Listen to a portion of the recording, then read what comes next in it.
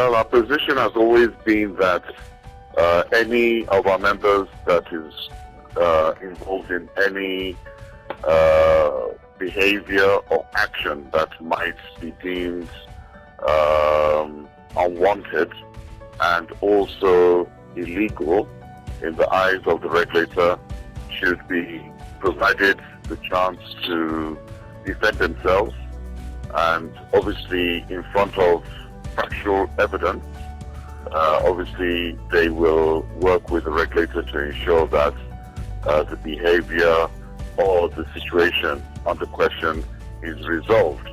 At the moment, we believe that a number of our members have been sanctioned by the regulator as they are allowed to, under the NCA 2003 Act and the law.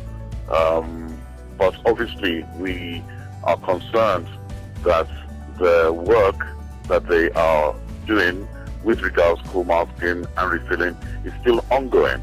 And we believe that it shouldn't be just these operators that have been sanctioned, but others also need to be brought into the ambit, because we know that calls originate and terminate on the mobile network operators network. So we still want to work with NCC to ensure that the issue that they're trying to solve is solved from the root cause basis and not just the symptoms. And we look forward to seeing that this problem is solved in the long term. Well, the interconnect exchanges or the interconnect companies, clearinghouses, are in a difficult situation. In normal climates, in other jurisdictions like Ghana, our neighbor next door, they actually mandate that all calls actually are sent through an interclearing house, because an interclearing house is an arbitrator and reconciliates calls that are interconnected in between two different or more networks. So they perform a very critical role in the sanity and in the health of the industry. Unfortunately, in Nigeria, we have not had any directive or any legislation that protects the interconnect clearinghouses to perform a similar operation. So it is based on market dictates, and as we speak, only 5% of all interconnect calls are passed through the interconnect clearinghouses. So there is an issue. So we have interconnect clearinghouses that are being sanctioned on a situation where only 5% of the calls go through them. So that means there is 95% of calls that potentially still have co-masking and co-refilling issues.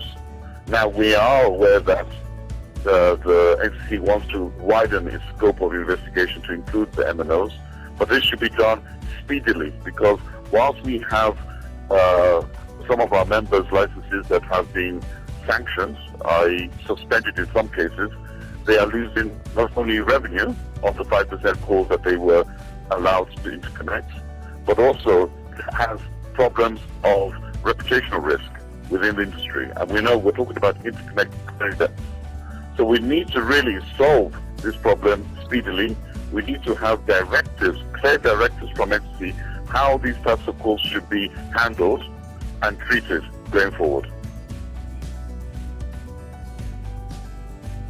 Well, you have to look at the recent decision made by NCC. They also included other licensees other than the interconnect clearinghouses for sanction. And they also understand that calls originate and terminate on mobile networks and fixed line networks. So they've actually started their process in phases. There's nothing wrong with phases. The problem is that there's a timing issue here. Now, the issue about call masking and call refilling is an international issue. It doesn't just happen in Nigeria, it happens in other countries, and they are treated differently. In the case of Nigeria, where we are facing not only an impending election next year, but also we have terrorist activities, we also have a warring concern with the herdsmen, So we have a particular issue here. There are other means of addressing this security issue as they have been addressed in other crimes.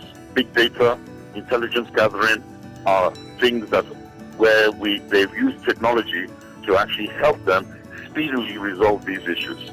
There are really great concerns, and these are concerns that I'm trying to bring forward, that we need to work collaboratively with government, with the licensees, and with other people who are adverse to technology, especially ICT, to assist government in bringing this menace under control.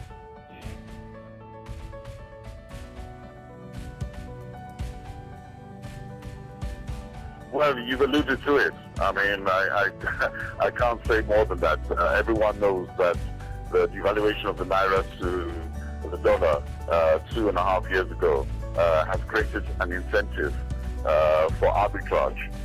That is very common. It's not only in telecoms, it also happens in the banking and financial sector, where there is a interpretation of the way international calls are terminated into networks, that it allows that opportunity for those to take advantage of the differentials in between the official rate and the parallel rate. And that is something that, yes, commercially, it's been done using maybe core masking or core refilling.